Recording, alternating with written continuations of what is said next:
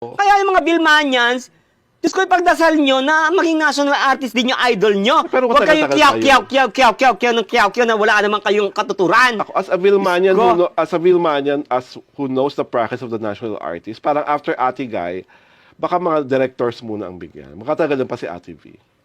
Eh baka nga hindi niya maabot na, no?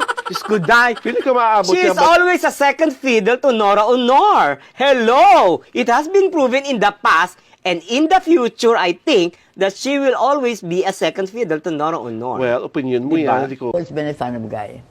Somebody asked me, why can you compare Guy to Vilma? Sabi ko, we need... Vilma is my comadre, you know. And Guy is my kababayan. When it comes to depth, yung lalim, hugot, walang daday Nora Honor. Pero ibang hugot ni Guy eh.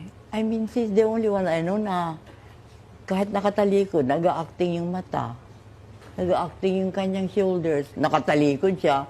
Kaya Ang realismo sa pagganap, nararamdaman ang kanyang ginagawa. Kaya siya sa akin ang pinakamahusay na artistang babae kahit na sa anong panahon, kahit na sa anong henerasyon. Sa lahat ng artistang Pilipino, ikaw may pinakamaraming acting awards, Ate Guy.